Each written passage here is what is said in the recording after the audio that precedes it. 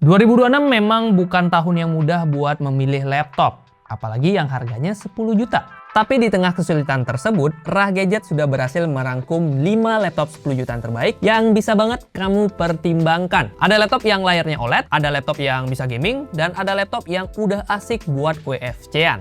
Penasaran? Langsung aja kita gasin ke nomor yang pertama.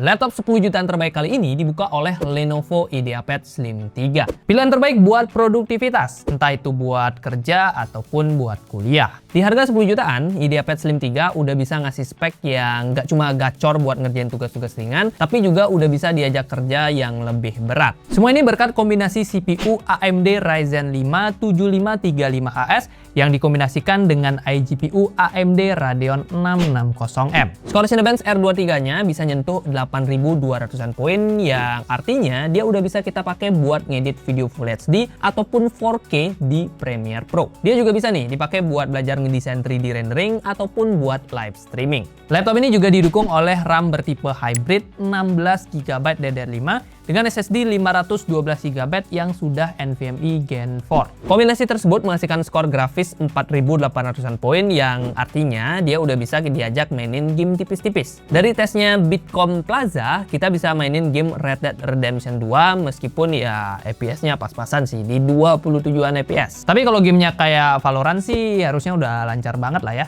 Untuk opsi upgrade, satu slot RAM-nya masih bisa kita ganti dan masih ada satu slot SSD ekstra. Selain performa, IdeaPad Slim 3 juga udah membawa layar yang memang diperuntukkan buat produktivitas. Yaps, rasionya udah 16:10, yang mana bakalan lebih enak lah ya buat dipakai baca-baca dokumen ataupun scrolling-scrolling. Kalau harus ke kantor ataupun WFC-an, baterai 50 Wh-nya bisa kita pakai nonton film offline sampai 15 jam. Atau kalau dipakai buat kerja, bisa tahan kurang lebih 7 jam. Bobotnya pun udah ramah di pundak dengan kisaran bobot di 1,39 kg dan tebalnya di 1,79 cm.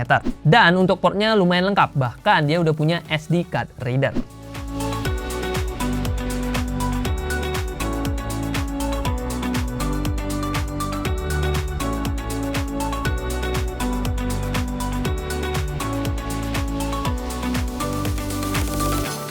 Laptop 10 jutaan selanjutnya adalah Acer Aspire Go 14 AI. Aku pribadi paling suka sama laptop satu ini, karena selain dia hadir dari brand Acer yang sudah terkenal dengan keawetan produknya, dia juga bisa ngasih kombinasi performa yang cocok banget buat para konten kreator ataupun desainer. Mulai dari yang paling penting yaitu kualitas warna pada layar. Aspire Go 14 sudah bisa memberikan akurasi 100% sRGB di layar 14 inch berpanel IPS-nya ini.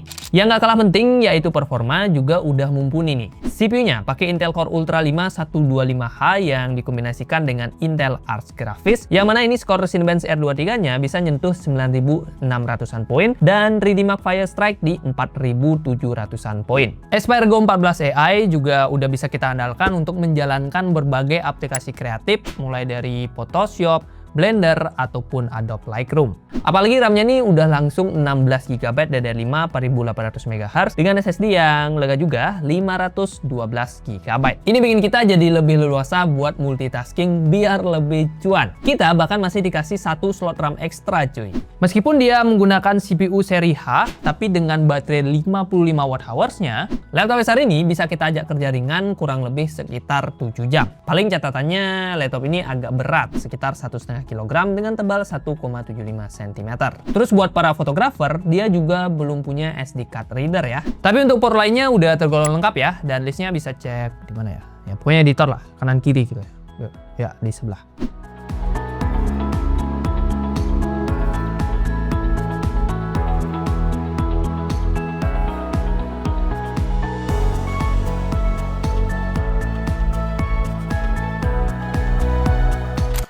Laptop 10 jutaan terbaik yang ketiga adalah Asus ExpertBook P1. Dari namanya aja ya, ExpertBook. Laptop ini udah kelihatan akan dan memang seharusnya diperuntukkan oleh para expert ataupun pekerja kantoran. Dan ini juga tercermin dari kombinasi spek yang dibawakan. Mulai dari performanya, dia menggunakan AMD Ryzen 5 150 yang dikombinasikan dengan AMD Radeon 660M. Secara garis besar, Ryzen 5 ini bisa bersaing sama Core Ultra 5 dengan skor Cinebench R23 di 9100-an poin dan skor grafisnya di 4331 poin. Didukung oleh RAM 16GB DDR5 4800 MHz dan SSD 512GB NVMe Gen 4. ExpertBook P1 ini udah bisa kita andalkan untuk mengajar berbagai jenis kerjaan lah ya, mulai dari yang ringan-ringan, multitasking, ngedit video Full HD atau 4K, 3D rendering, sampai mainin game AAA di settingan yang disesuaikan.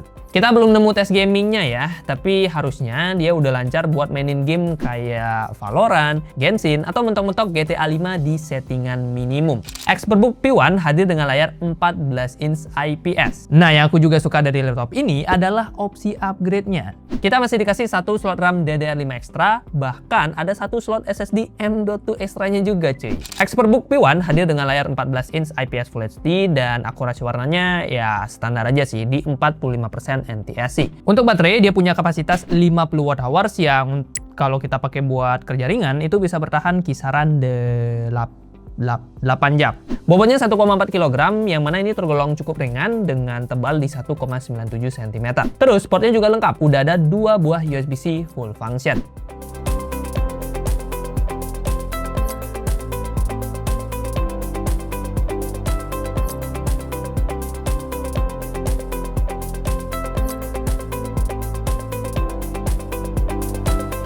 Laptop 10 jutaan terbaik selanjutnya adalah Axio Hype R5 OLED. Laptop lokal satu ini masih bisa bersaing meskipun harganya kini sudah naik ke 10 jutaan.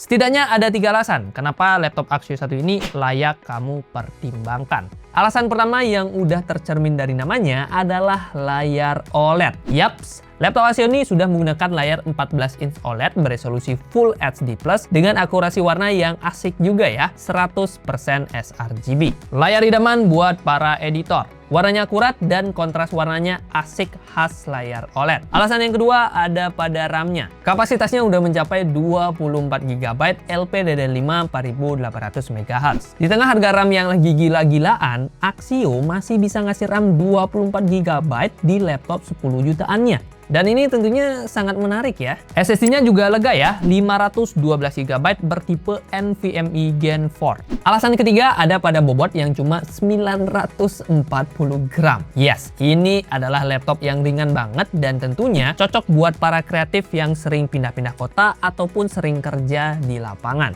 Selain 3 alasan tadi sih, spek lainnya ya sebenarnya standar aja. CPU-nya masih menggunakan Intel Core i5 1235U dengan Intel Iris Xe grafis.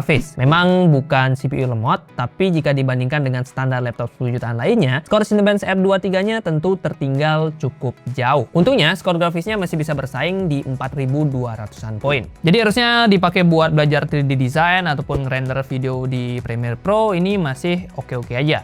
Main game pun juga bisa nih. Genshin Impact bisa dapetin 47 fps, Valorant dapetin 108 fps, dan Shadow of the Tomb Raider masih bisa jalan di 40 fps. Untuk opsi upgrade, sayangnya RAM-nya ini onboard ya, dan SSD bawaannya cuma bisa kita ganti. Nggak ada slot SSD yang kedua. Terakhir, portnya lengkap ya, dan dia udah punya USB-C full function.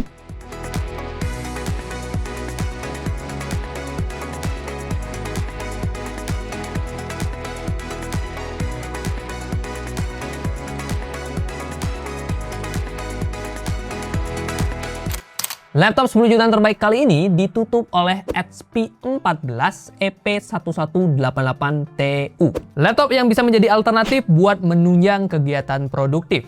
Karena ya secara spek dia cukup identik dengan Acer Aspire Go sebelumnya. Mulai dari CPU-nya, dia sama-sama menggunakan Intel Core Ultra 5 125H. Begitupun iGPU-nya juga sama-sama menggunakan Intel Arc Graphics. Cuman kalau kita lihat dari skor Cinebench R23-nya, dia ternyata sedikit kalah ya di 9900-an poin, tapi unggul di skor grafis yang mencapai 6600-an poin pada 3D Mark Firestrike. Jadi laptop HP ini bisa menawarkan kemampuan grafis yang lebih kencang. Dan tentunya akan berasa ketika kita pakai buat render video di Premiere Pro, render 3D design di Blender, serta ketika kita pakai buat main game. Untuk RAM-nya dia langsung 16 GB nih, dengan kecepatan yang oke juga, DDR5 5600 MHz. SSD-nya berkapasitas 512 GB yang juga udah bertipe NVMe Gen 4. Beralih ke layar, HP 14 membawa layar 14 inch IPS Full HD yang sayangnya akurasi warnanya masih di 62,5% sRGB. Baterainya juga standar aja ya, 41 Wh yang kalau dipakai kerja ringan kurang lebih bertahan 6-7 jam. Nah, untuk bobot sendiri, HP 14 ini tergolong laptop ringan di 1,4 kg dengan tebalnya di 1,79 cm. Untuk port-portnya udah cukup lengkap sih sebenarnya, meskipun ya jumlah portnya agak minimalis ya Pak. Oh ya, untuk opsi upgrade sih masih ada ya, dimana 2 slot RAM yang udah keisi ini masih bisa kita ganti, dan SSD bawahnya juga cuma bisa kita ganti.